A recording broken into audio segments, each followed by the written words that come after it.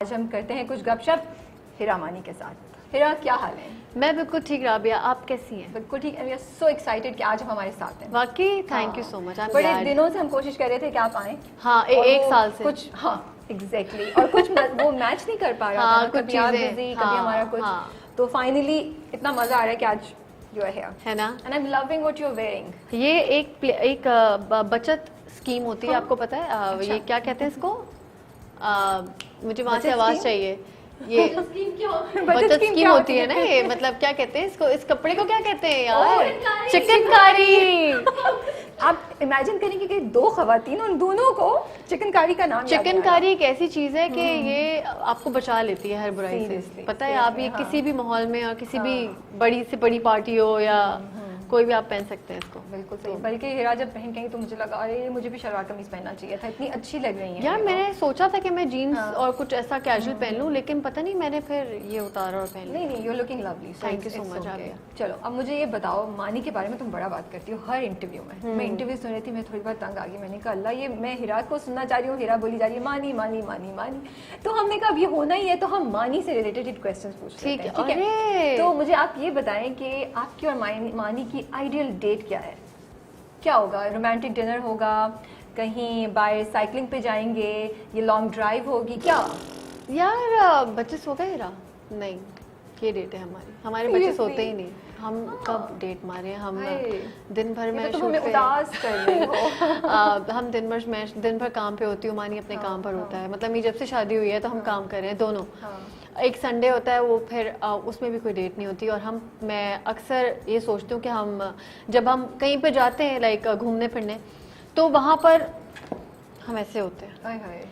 तो अब मैंने क्या आइडिया निकाला है कुछ 6 महीने से कि मैं कहती हूँ पूल एक ऐसी जगह है जहाँ फोन नहीं यूज कर सकते आप।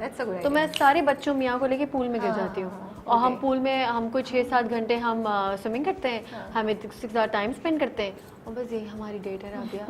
तुम मेरे बच्चों की बेबी सिट कर लो तो मैं जरूर डेट पे। हाँ, लेकिन फिर मुजम्मिल से फोन ले लेना, क्योंकि वो फोन करता रहता है मुझे, कब आएंगी। तो अब हम जल्दी ये करने वाले, और हमें इंस्ट्रक्शंस भी मिल गई हैं। प्लीज डू दैट राबिया, ठीक है, वील डेफिनेटली। बट बिल्कुल हम सोचे थे कुछ मजे का। मैं आपको मैसेजेस भी दिखाऊंगी, तो उसमें यही पूछता है बच्चे सो गए।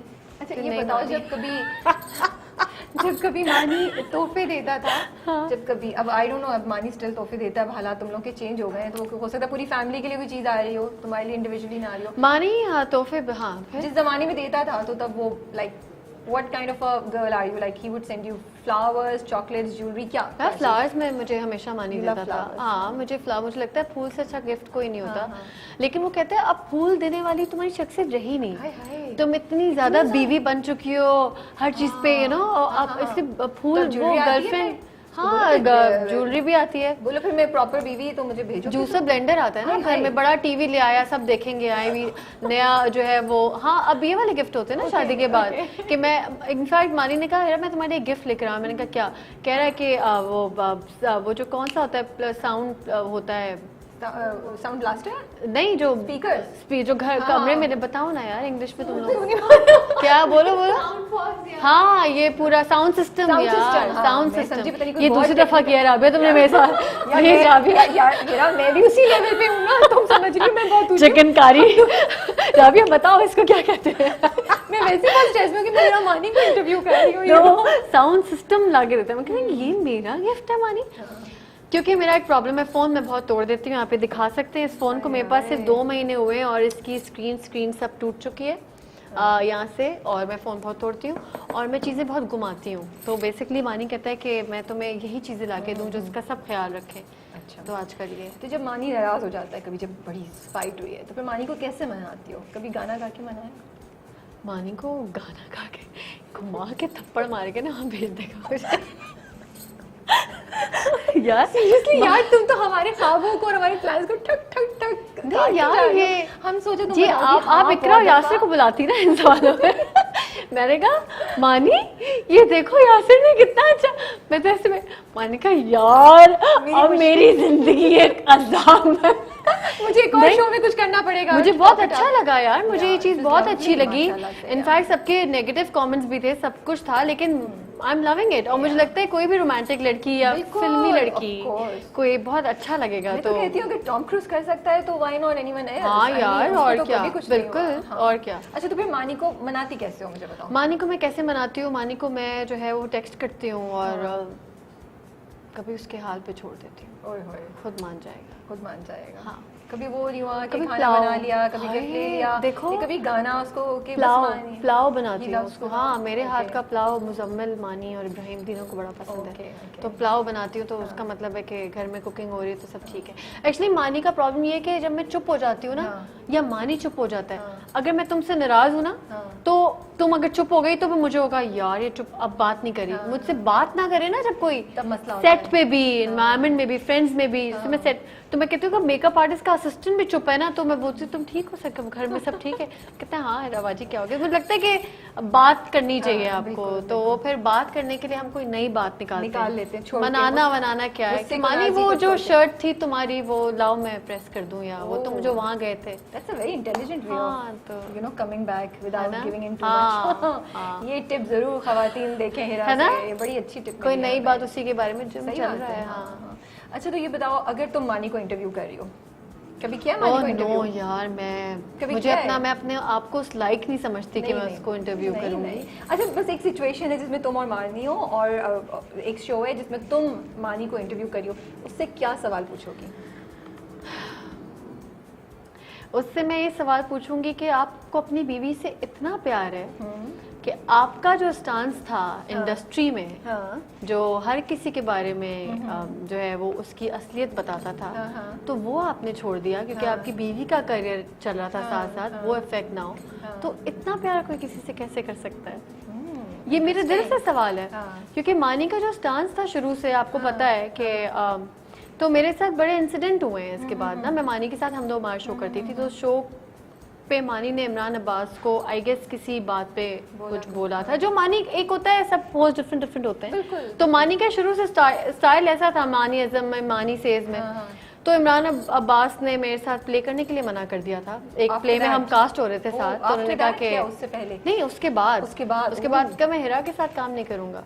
हाँ, फिर मेरे साथ ये नवीन वकार ने भी किया था, और मैं हाँ कोई बात नहीं, चला सकते हैं लेकिन कोई बात नहीं। तो फिर मानी बैकफुट पे आ गया कि उसने कहा अगर मेरी बीवी से इस चीज से लोग बदला लेंगे तो I think I should stop this.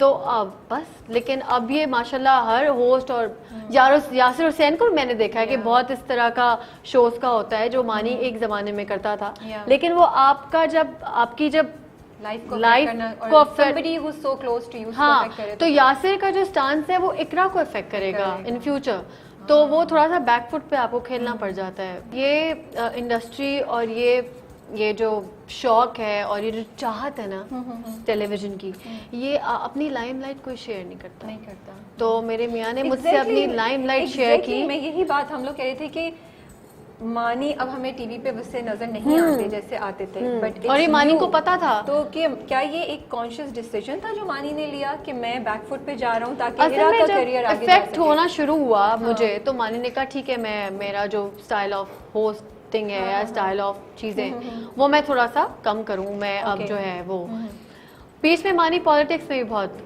पड़ गया था, तो इस वजह से भी मानी का फिर थोड़ा इंटरेस्ट लूज होना शुरू हो गया, क्योंकि उसको उस तरह का काम नहीं कर नहीं रहा था, लोग कर नहीं रहे थे, क्योंकि चैनल आपको पता है ना रेटिंग्स के चक्कर के, यार इस तरह से रेटिंग आती है, नाचने से रेटिंग, अब उसका स्टांस ही कुछ और है शुरू से, एवरीवन नोज इट। तो इसके बाद फिर वो उसने इस तरफ करवट खाई, अब दोबारा से सब सेटे बन रहा है। बाय द वे मैं न्यूज़ आप लोगों को देना चाहती हूँ। यस, तो वो सब सेटे बन रहा है और तो होपफुली अच्छा होगा मानी के लिए और इन सब के लिए। ये पिक्चर मैं आपको दिखा दूँ, अगर आप क्लोज करें तो आएगी पिक्चर। ये देखें, ये मानी है, सलमा है, असफर और टीपू है। वाओ, तो ये आने वाला है। खुशी हो रही ना, आपने फॉलो किया होगा। That's so interesting. We're really looking forward to it.